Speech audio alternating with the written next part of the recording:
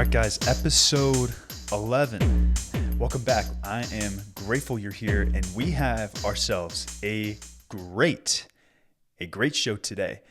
If you don't know me, I'm Nick Gelders. I am the founder and director of Triple J and the Triple J podcast. If you don't know what I do and what my whole purpose is, my goal here is to empower and educate you.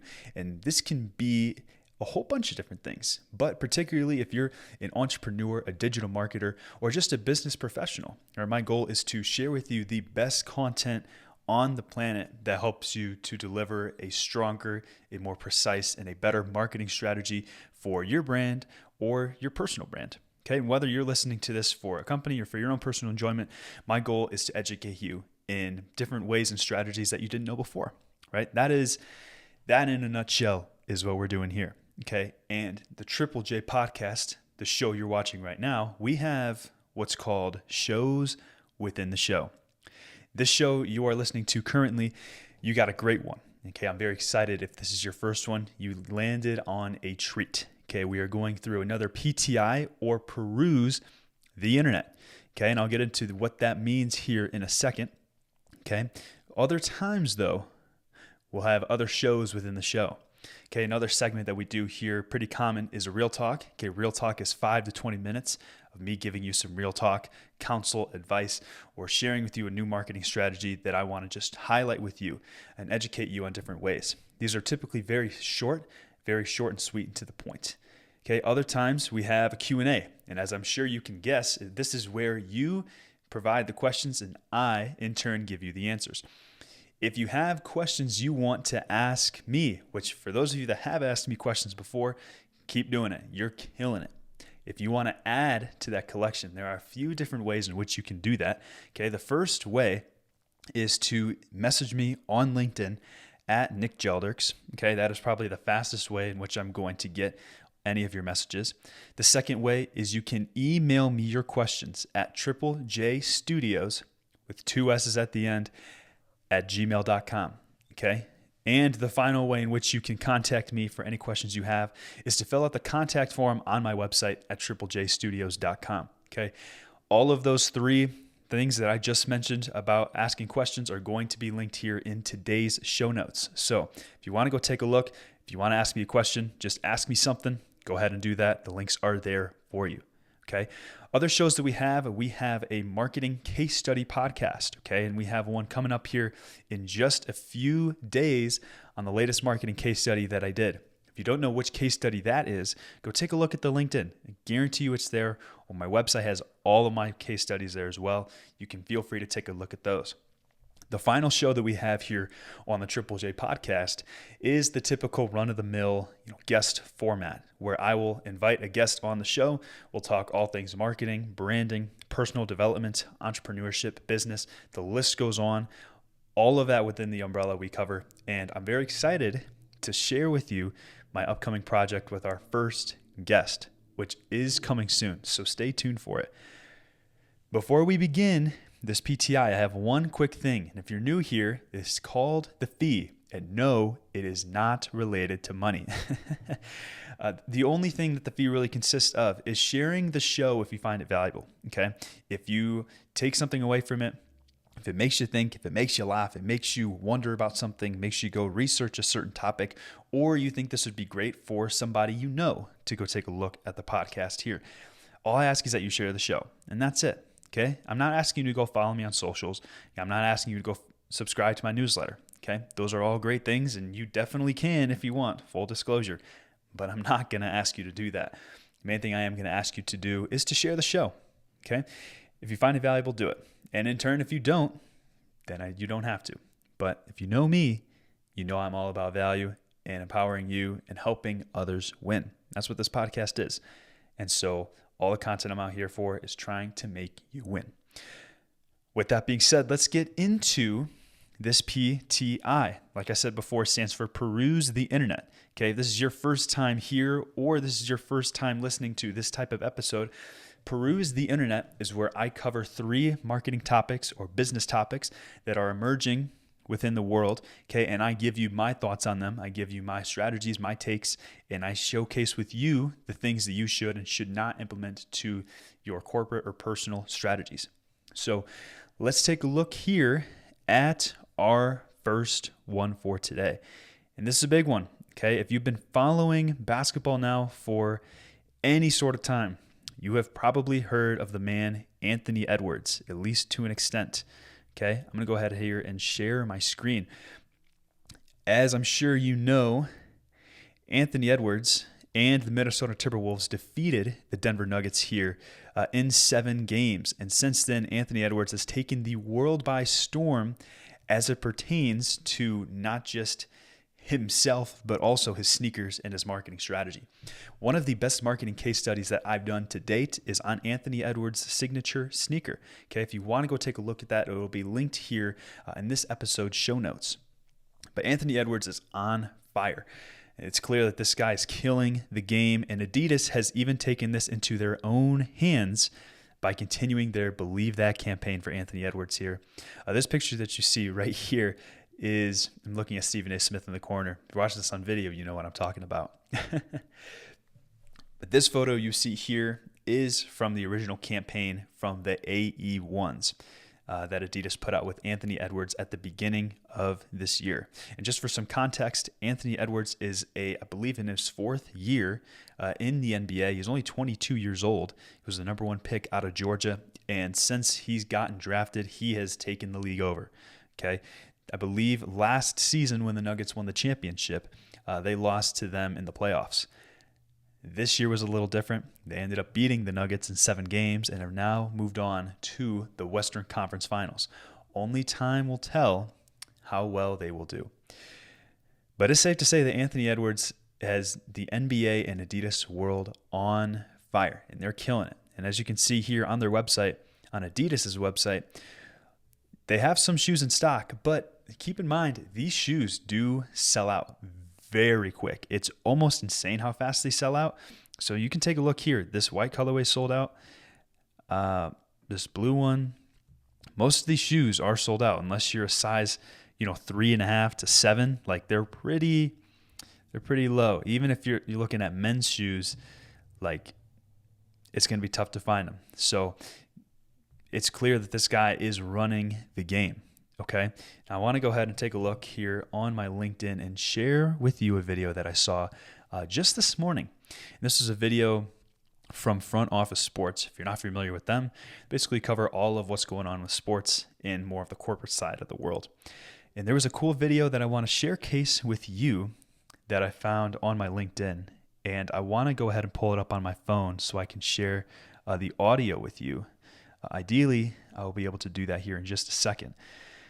But if you don't know, this is a post-game interview with Anthony Edwards being interviewed by NBA Hall of Famer and comedian, I would say, Charles Barkley. So I'm going to go ahead and play this video for you guys. I'm going to show here the video, and we can get rolling on this. I have not been to Minnesota in probably 20 years. Bring gas. Hey, can you send me a list of good restaurants? We're going to be there for like 5 days. I want you to send me a list of some good restaurants, okay? Yeah.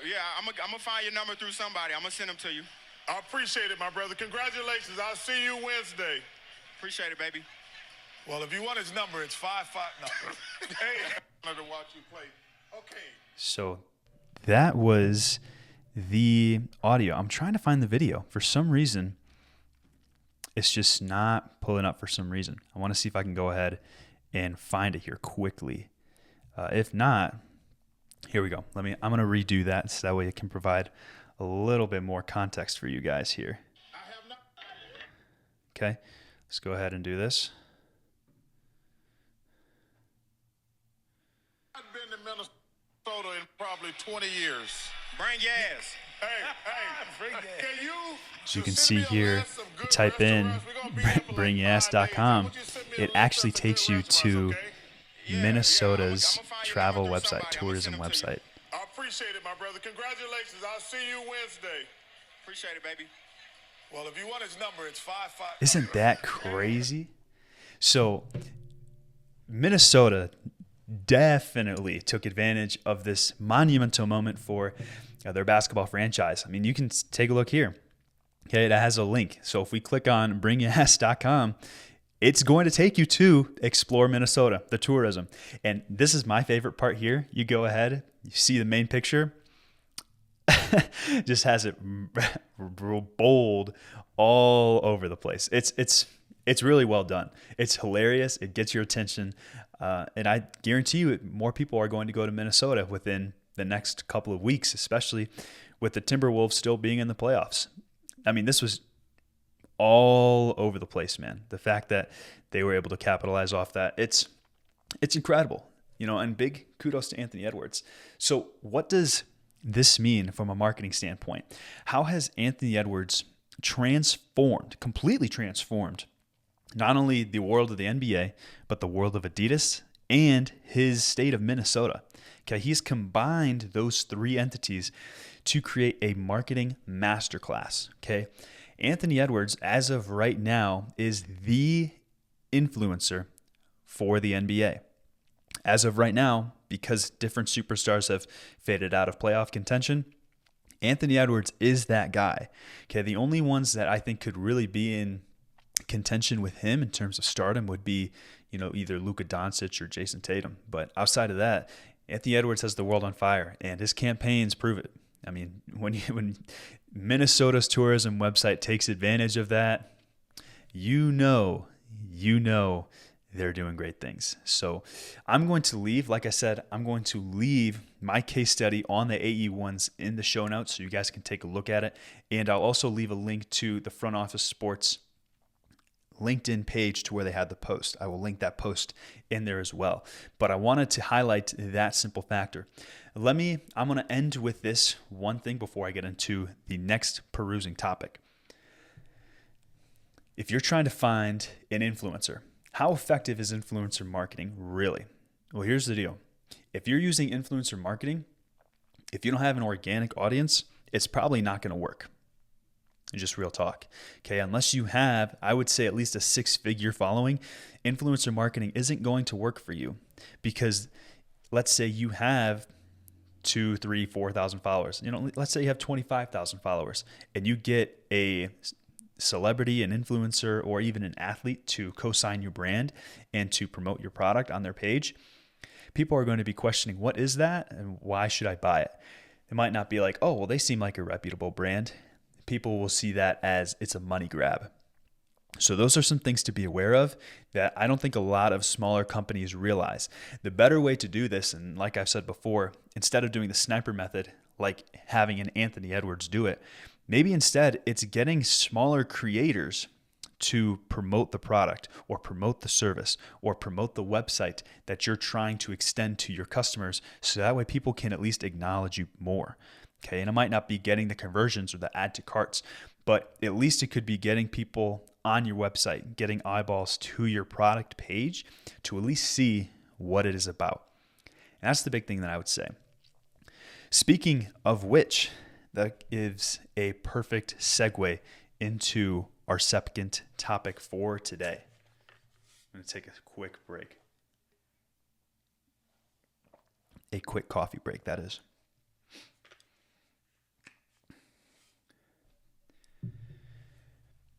This topic is kind of the one that I'm about to do is I would say the meat and potatoes of this discussion. And the reason why is because I have a lot of experience within this realm, and I want to give you my personal take on it. Okay. First of which, one of the biggest platforms and businesses that has been created by the internet is e-commerce. Okay, if you don't know what e-commerce is, it's basically online business. Okay, the biggest e-commerce company, as we all know, is Amazon. Okay, they have stores and warehouses around the US and elsewhere, but it is a predominantly e-commerce platform where people buy on their website, and they have their fulfillment centers take products from point A to point B, and it gets to your front doorstep within a matter of 36 hours or shorter. But the one I want to talk about today is more so related to e-commerce and Shopify dropshipping. And I have gotten this question actually quite a bit, so I can honestly tie this into a Q&A, but I feel like this is more of a PTI, just because I feel like my audience, not my audience, all of us, how about that? People either know or they don't, okay? If you don't know what dropshipping is, you need to know what it is. And let me tell you why.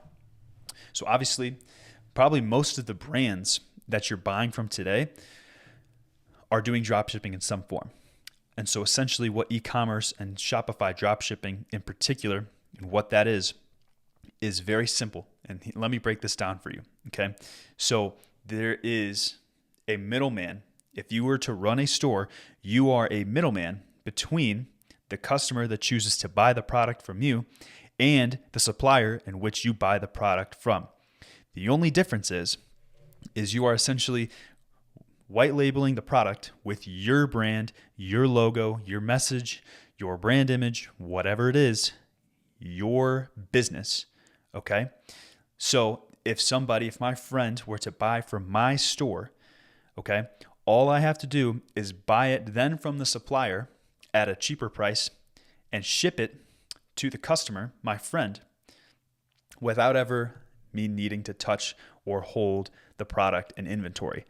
Essentially, you are running a free-flowing business without having any worry or stress about having inventory and wondering if it's going to sell. Okay, that's why a lot of these fulfillment centers that Amazon has, it's a lot riskier, because now you're hoping that people have and purchase the product because now you own it, right? That's why small businesses, a lot of small businesses have this hard time, because now if they own or create all of their products, they now are reliant upon people actually buying the product that they currently have. And it can be a hoodie, it can be a sticker, it can be a coffee mug. Put it in the blank. Dropshipping eliminates all of that. By then, all they have to do is if someone buys from you, you buy from them, ship it over to there, customer has it. Now, how do you market this product? Marketing with this has been predominantly done on channels like Facebook, Instagram, and a little bit of YouTube. Those have been the three main ways, and as well as Twitter kind of dabbled within this as well. And I'm speaking from this from an experience standpoint, okay? I'm here to tell you that dropshipping does work, okay? From someone that has done it, it does work. I have gotten sales doing Shopify dropshipping, okay? Here's the problem with dropshipping nowadays. Most people are saying that dropshipping is dead because now everyone can pick up on it. Everyone can pick up a fake store. There's AI. There's no relationships. Dropshipping is dead. And I want to bust this myth right now with you in front of everybody. Okay. So is dropshipping dead? I'm going to go ahead, and as I'm sure you can imagine, I'm going to say no. And I want to pull up a couple websites to kind of prove my point and then showcase and share with you my personal opinion behind that. So let me share with you this one quick chart here that is from Forbes. You can see here the growth in retail e-commerce stores will continue to grow, okay, in both quantity and in terms of revenue. This is the revenue chart from 2022 up until the predictions of 2027. So as you can see here, this chart is where we're at now, at about 6.3 trillion with a T, trillion dollars in terms of revenue for all of the e-commerce stores within the entire world. I was going to say the US, but it's the entire world, okay? That number is going to continue to increase over time to where in 2027, it's going to get to almost $8 trillion, okay? As you can see here, just over 20% of retail purchases are expected to take place online in 2024, in this year. And I'm going to tell you now that number is only going to increase. Now, if these trends are saying that it's only going to increase, why would people stop doing this? Why would people quit? Well, let's take a look at another way in which people find products. One of the main ways in people find products is by not reinventing the wheel. You don't have to go out and download all of these crazy sources and PDF downloads and apps to find you a product. You just can go to the website to where everyone's buying on Amazon. Okay. You and I are on Amazon practically at least once a week. It might even be once a day, depending on who you are. Okay. So if I type in iPhone 14 case, you're going to come up with a whole laundry list of different phone cases that you can purchase. Okay. And I guarantee you, probably not all of them, but most of them are e-commerce or dropshipping stores. Okay. So if one's selling particularly well and there's a good margin for it, people might take it, right? So here's what people can do. Let's say this iPhone 14 case right here by Tori, I think that's how you say it. Okay. It's being sold right now for $12 or the list price of $18. Okay. This has 41,000 reviews at about 4.5 stars. That is a phenomenal review. Okay. Now let's say if I can find this exact phone case on an international supplier for $2. Okay. I can then sell it to my store for about $10 or even $12 and still beat this price here. And all I have to do is create an effective storytelling, unique brand that is not like this one here. That's how people do this. Okay, Amazon is the best dropshipping research product in the game. Okay, and I'm going to put you on. If you're thinking about starting dropshipping, your best product research platform is going to be Amazon because everyone buys from there and everyone knows it. Now, here's the rebuttal that I see the most often within dropshipping, and one of the big reasons why people are saying dropshipping is dead. And that is simply because Amazon understands what sells and what doesn't. Okay. Have you ever noticed if you go to type in a particular product, Amazon has its own version of that product? Okay.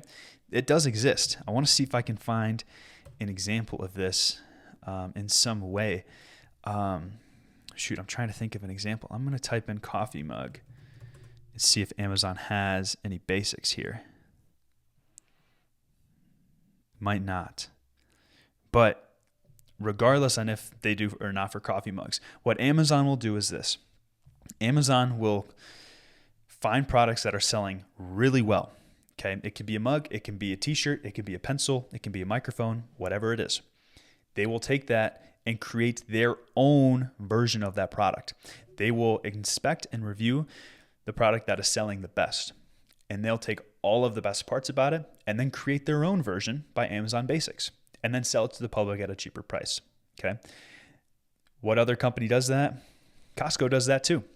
If you ever go into a Costco, the whole Kirkland signature brand that Costco owns, all of those products are basically other popular companies that you and I both know of all of those brands for all that particular product. It's just white labeled as Kirkland signature and sold at a cheaper price, and in most cases sold at a greater quantity. So now Kirkland signature has the price point nailed with just as good quality and a better quantity that people are like, why wouldn't I just go with that? That is why Costco continues to do so well. So now as it pertains to dropshipping, why is it not dead? And let me tell you this, online shopping is not going anywhere, okay? AI is not going anywhere, okay? But as we've seen recently, especially within the past year, AI has taken the world, especially the e-commerce world, by storm. And a lot of people are using AI for not just their marketing efforts, but also as it pertains to building out Shopify e-commerce stores. Here's the problem with that. While AI can build you a store, can build you a strategy, can build you a campaign, the one thing it cannot replicate is the ability to express and reveal the emotional appeal that us human beings have. Okay? This is one of the best ways to describe it that I like to tell people about. AI can tell you about all the cool parts and statistics and parameters of a roller coaster. It can tell you when it was built, who built it, what type of steel was used, how many people can go on the roller coaster at once, how many people has it served since its opening. It can tell you everything that it wants to.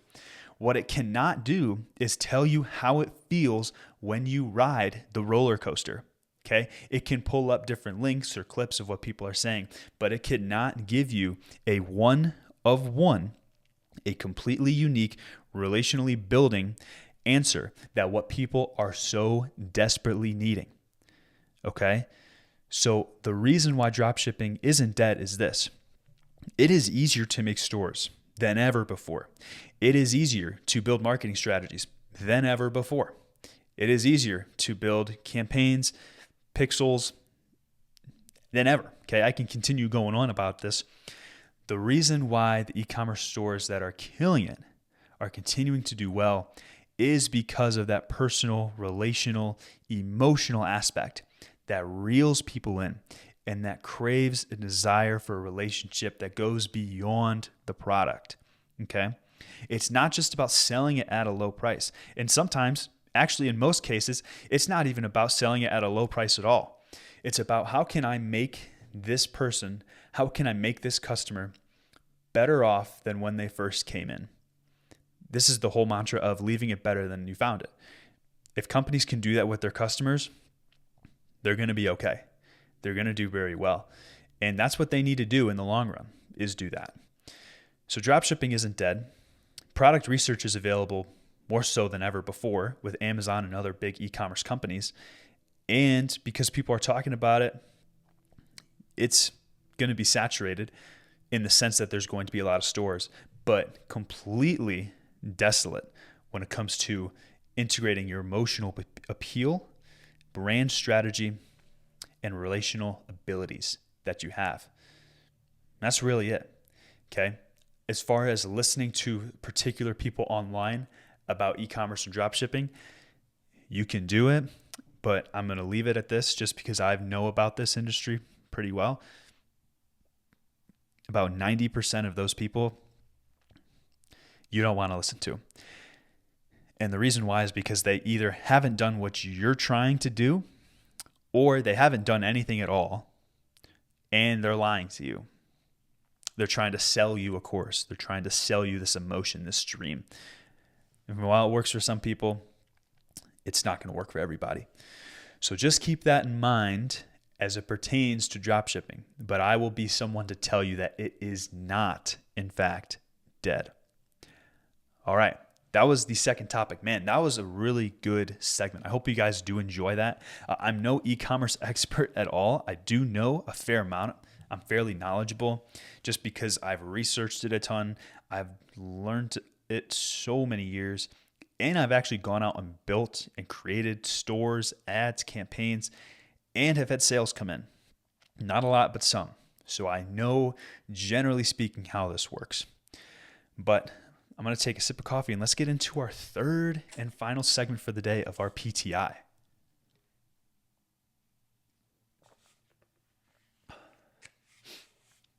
Should I get back into dropshipping? Is that something that you guys would want to see or be interested in? I'm open to it. But I like this stuff here too. Man, my voice has been on and off today. It's funny. I can't help but laugh at myself.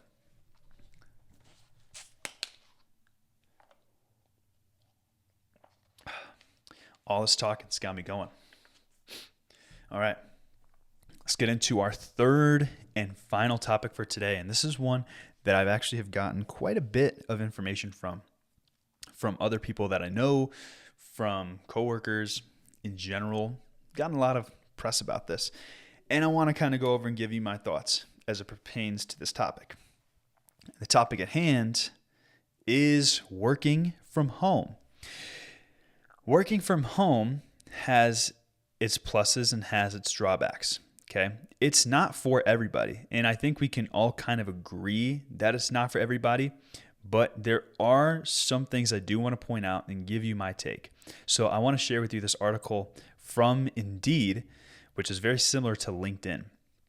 So this basically gives you an idea of the pros and cons of working from home. And this article was written in early of 2023, so fairly recent, not super fresh, but fairly recent. This basically just highlights how to be productive and successful while working from home. And just the different pros and cons, and all of which I agree. You definitely have more independence, no doubt. You're not relying on other people. It's pretty much just you. So if you're an introvert, kind of like myself, you would love working from home. Increased isolation if you're an extrovert would definitely be a con, but again, if you're an introvert, who cares? Cheers to that. There's no commute time, so you're not spending an hour or 30 minutes in traffic every day wondering, why in the world am I here? You can basically just get up out of bed, make some breakfast, get up a coffee, and get going with your day. I think that sounds great. Risk of overworking. I think in that case, it's more so dependent upon what type of job you have. Okay, if you're in a consulting position, I think you could definitely get into this case, or just a job that has a bunch of stress, work a bunch of hours, not necessarily consulting. Although I feel like consulting definitely kind of gets that mantra. And this can be for anybody. I mean, this can go for any type of consulting, not just pointing at one particular type of, I guess, industry. I don't know. I guess it can go for anybody. You do have increased flexibility in terms of where you work. I think, at least for me, this is probably the best one. Okay, so if I'm visiting my family in Chicago or in Florida, I can still work Denver hours and still get stuff done and still be productive with my day. And it would not affect any part of my job or any part of the company whatsoever. I think working and choosing with the destination you're at is probably one of the biggest benefits to working from home. Of course, with that, the con is less face time and being face-to-face interactions with your team. Again, that kind of depends on the job you have. For some jobs, it is necessary and essential. And for other jobs, not so much. So it does kind of depend. And again, like this article mentions, it kind of highlights the importance and the pros and the cons.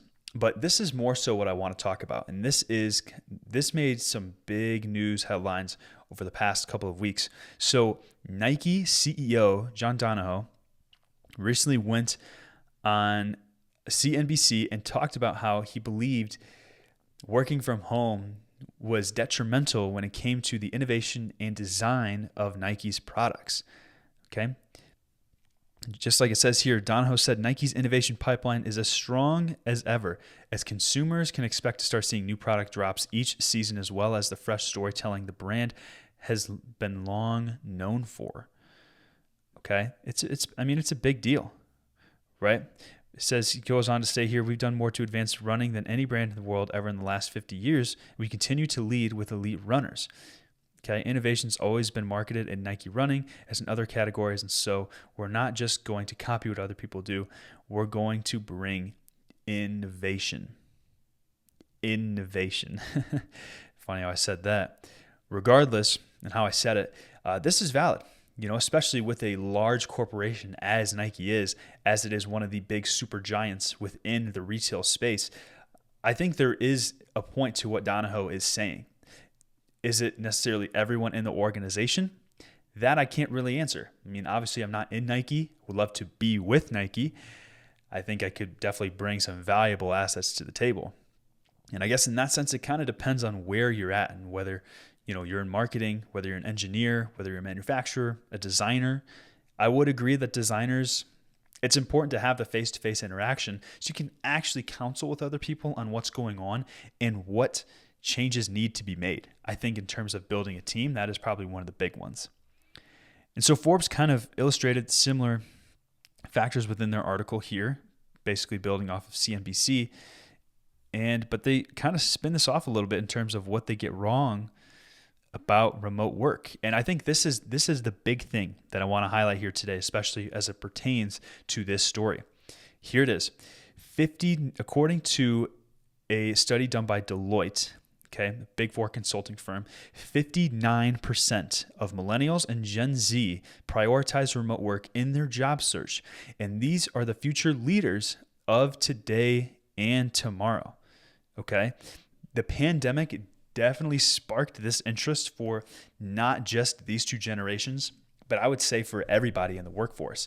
If companies and people are able to work from home, even if it's a couple days a week, why not do that? If it makes the company happy and just as productive, I think that boosts morale better than most things. And so I think companies should do that. But especially as it pertains to millennials and Gen Z, they not only experience this firsthand, this is now what they grew up with. Okay. Since I'm in Gen Z, this is what I grew up with when I first started looking for jobs. Since the pandemic started around that time, most jobs were remote. They didn't want people in office. Understandable. But that was considered the new norm for me, even though that was stinking fresh for everybody else. And so now when Gen Zers are now being told to go back into the office, not only do they have a negative connotation associated with that, they also have that same connotation expressed from every other generation. Okay. The apple does not fall far from the tree. Okay.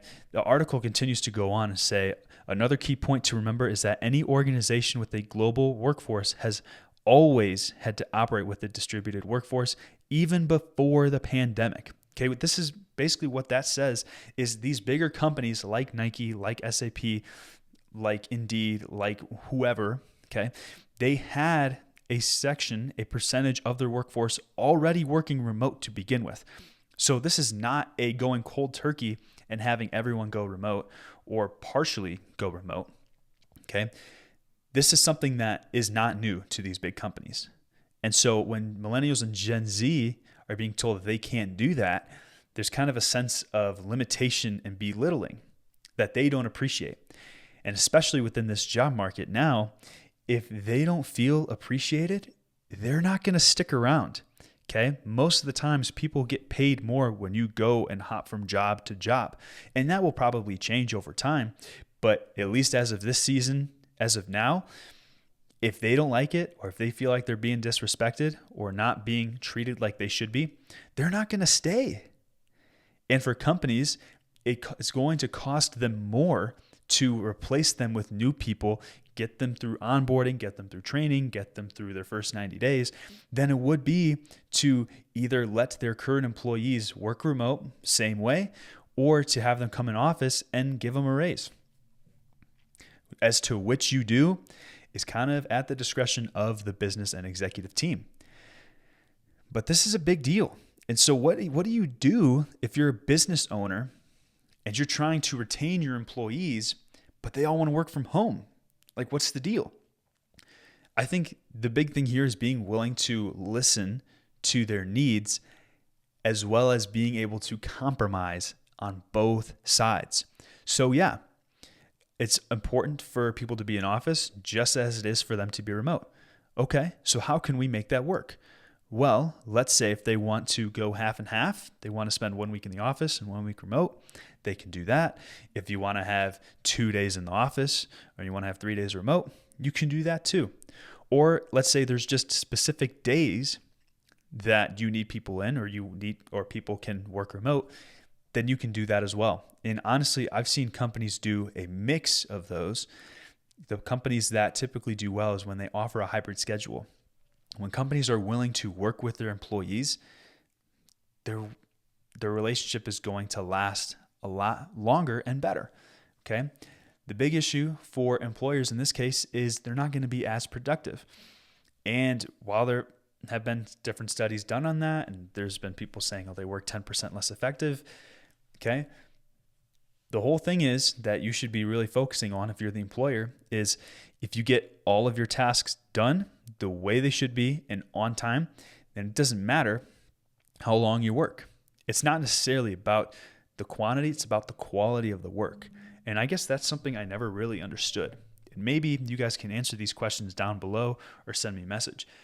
But people are now prioritizing the quantity over the quality. And when people do this, now all of a sudden they work for 8 hours and they just don't even care. I don't know. If I was an owner, if I was a boss, I would just give people different timelines and deadlines for projects. I'd say, okay, here's the deal. I need this done by the end of the week. And you can get that to me whenever you'd like, but it has to get to me on my desk at this time. If they get it to me the next day and they spent 8 hours working on it, great.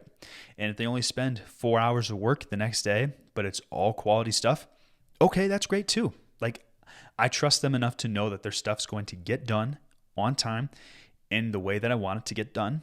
And it doesn't matter to me if they want to spend half the day in the office or half the day remote, or if they want to take a day off. Okay, great. They can do that. Okay. The more freedom you give your employees, the better relationship they're going to have with you. Okay. You have to trust them. The problem is when there's no trust is when things start to fall apart and people start to wonder if this is the right place for me. So those are just some things to keep in mind, especially as, employees might be watching this and they might be wondering what should I do in this case? And, disclaimer, obviously I'm Gen Z, so take it for how it is, or you just ask other generations and people in your office and just say, hey, what do you think about this? What should we do with that? Why should we do it? way it gives you more insight on your company and what you should do. But guys, that is PTI, Peruse the Internet. Those are the 3 topics we covered today. Remember, I have left all of the different details and links down below in today's show notes that you can take a look at. And remember to pay the fee if you enjoy the show. Make sure you share it, and I will see you in the next one. Take care.